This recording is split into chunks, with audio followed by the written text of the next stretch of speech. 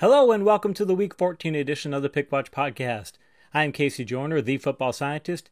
You may remember me from my 14-year stint with ESPN where I covered the NFL and fantasy football. I'm now on the independent path via my website, thefootballscientist.com, and I'm also doing a weekly Pick'em article for Pickwatch. My Week 13 picks went 12-3, bringing my 2020 season mark to 131-60, or a 68.6% win rate that is tied for 7th highest among the more than 100 analysts tracked by Pickwatch.com. Here are my Week 14 picks. Each section details which team is predicted to win and provides a quick summary of why that selection was made.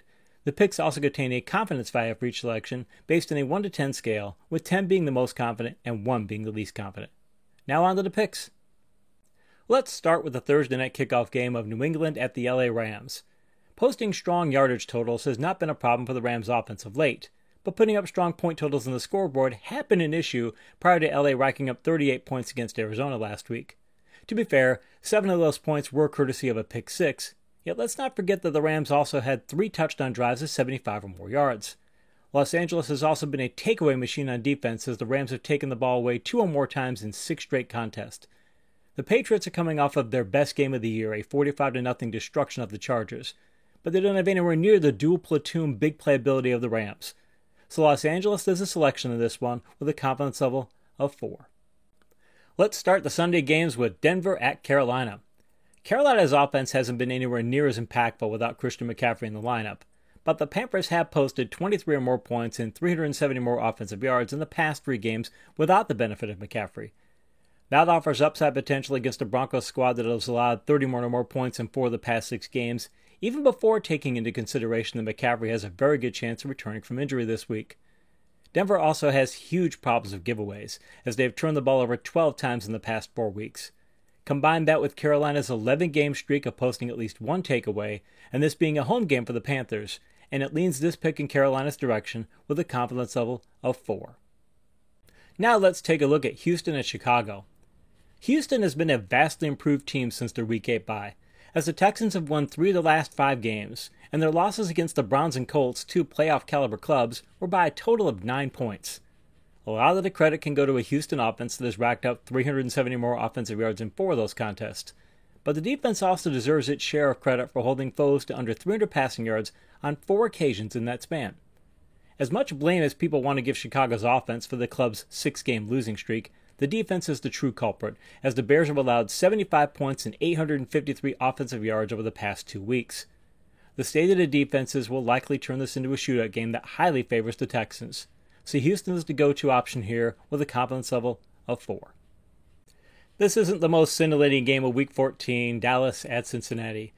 It is now clear that the return of Andy Dalton is nowhere near enough to get the Cowboys' offense back to its early season form, as Dallas has now scored 19 or fewer points in 5 of the past 6 games. The Cowboys' rush defense also hasn't taken any forward steps, as Dallas has now allowed 601 rushing yards in the past 3 games. All those issues might have put the Cowboys in a tough spot if the Bengals still had Joe Burrow under center, but the Bengals have scored only 43 points in the past 4 games combined and have tallied a meager 150 rushing yards over the past 3 games. As subpar as the Cowboys are playing right now, they are still a step ahead of Cincinnati, so the Cowboys are the selection here with a confidence level of 4. Now we're off to an AFC South battle of Tennessee at Jacksonville. The Titans have an argument for being the second best offense in the NFL right now, as Tennessee has scored 30 or more points and racked up 420 or more offensive yards in 3 straight games. The problem for Tennessee is their defense is a near polar opposite of their offense, as over the past 2 weeks the Titans have allowed 67 points, 620 net passing yards, and 794 total offensive yards.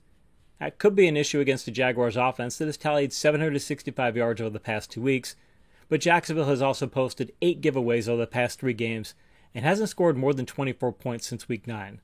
Those factors indicate the Titans' scoring ability will be too much for the Jaguars, so Tennessee is the selection here with a confidence level of 7. Next up is one of the best matchups of Week 14, Kansas City at Miami. The Kansas City offense is playing at an otherworldly pace right now, as the Chiefs have racked up an insane 1,450 offensive yards over the past 3 weeks. Having noted this, there is a bit of concern since Kansas City tallied only 22 points against Denver last week, in part due to a defensive game plan that seemed to confuse Patrick Mahomes at key times of that contest. Miami head coach Brian Flores knows a thing or two about frustrating opposing quarterbacks, as the Dolphins have allowed fewer than 200 net passing yards in 3 of the past 4 games and a total of 6 games this year. The problem for Miami is they have scored 20 or fewer points in 3 straight games and may have issues slowing down the powerful Chiefs' ground game, so Kansas City is the pick here with a confidence level of 3. This is one of the more interesting matchups of Week 14, Arizona at the New York Giants. These are teams trending in opposite directions.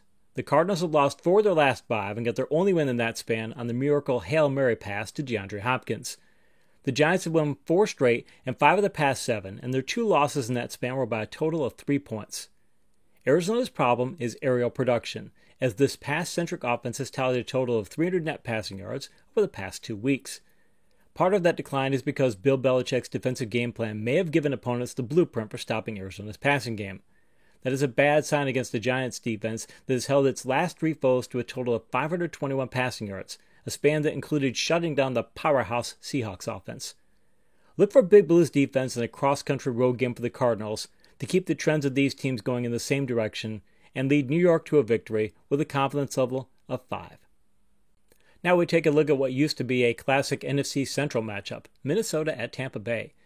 It's odd to say that a Mike Zimmer club is winning based on the strength of the team's offense, but the Vikings have won 5 of the past 6 games due in large part to scoring 28 or more points and or posting 380 or more offensive yards in 5 of those contests. This approach has been necessary because the Vikings' defense hasn't been holding its own, as Minnesota has allowed 82 points and 1,140 offensive yards over the past 3 weeks.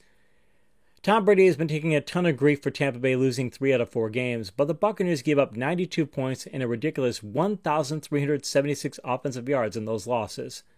All of these elements lean toward this being a shootout, so since Tampa Bay is coming off of a bye week and hosting this game, the Buccaneers are the selection of this one with a confidence level of 2. Here's another of Week 14's interesting matchups, Indianapolis at Las Vegas. Were it not for the inane blitz call by Jets defensive coordinator Greg Williams, the Raiders would now be on a 3-game losing streak. The main problem for the Silver and Black is defense, as the Raiders have allowed 106 points and 439 rushing yards in those 3 games, but the offense isn't blameless, having tallied only 112 rushing yards and 7 giveaways over the past 2 contests. The Colts are one of the toughest teams to figure out, as they can't seem to put together more than 2 good games in a row, but also never have more than 1 bad game in a row. The thing Indianapolis does consistently well is run the ball, as they have tallied 100 or more rushing yards in 5 of the past 6 games. That factor is enough to make the Colts the pick here, with a confidence level of 3. Now let's take a look at the New York Jets at Seattle. The disastrous end to last week's game against the Raiders kept the Jets in the lead for the first pick in the 2021 NFL Draft, but it's worth noting that 3 of New York's last 4 losses were by a total of 12 points. The Jets also scored 27 or 28 points in those defeats, so they have a much improved capacity to keep up in the event this game turns into a shootout. Seattle has made major changes of late to protect its sieve of a defense, but that effort is part of why the Seahawks offense has posted fewer than 230 net passing yards in 4 straight games. These factors point towards this potentially being a much closer contest than is generally expected, but Seattle's huge edge at quarterback and New York making a cross-country trip put this into the Seahawks column with a confidence level of 7. Now we head to the NFC North for the showdown of Green Bay at Detroit. It's easy to pan the Packers' 5 wins over the past 8 weeks as coming against weak competition, while noting how Green Bay fell apart in losses against Tampa Bay, Minnesota, and Indianapolis. Yet it's tough to knock a team when it racks up 71 points, 331 rushing yards, and 830 offensive yards, while giving up only 41 points over the past 2 weeks. Lions interim head coach Darrell Bevell showcased his offensive play calling expertise by leading Detroit to season highs in passing yards, offensive yards, and points scored last week. That mindset will push this game towards the shootout category, something that won't help a Lions defense that has allowed 71 points over the past 2 weeks. So Green Bay is the selection here with a confidence level of 7. This should be an interesting matchup, Atlanta at the LA Chargers. The Falcons have lost 2 of the last 3 games, but consider that the 2 defeats occurred against the Saints, who are arguably the best team in the league right now, and the win was a 43-6 destruction against a playoff contending Raiders squad. The Chargers are coming off of what is arguably the worst loss by any team this season, and their only 3 victories in 2020 came against the Bengals, Jaguars, and Jets, 3 clubs that have a total of 3 wins between them. These teams are close talent-wise, but Atlanta is simply playing much closer to its talent level. So the Falcons are the pick here with a confidence level of 6. This matchup isn't what we thought it would be coming into this year, New Orleans at Philadelphia. The Saints have won 9 straight games because they get maximum production out of every facet of their team. New Orleans has posted 110 or more rushing yards in 7 straight games, allowed 70 or fewer rushing yards in 5 of the past 7 contests, and given up a miserly 8.8 points per game since Week 9. The Eagles are switching to a rookie quarterback because they haven't scored more than 17 points since Week 8 and haven't thrown for more than 209 passing yards since Week 7. Add in a Philadelphia rush defense that has given up 130 more rushing yards in every game but one since Week 4, and it pushes this choice strongly in the Saints' direction with a confidence level of 9. This should be another interesting Week 14 matchup, Washington at San Francisco.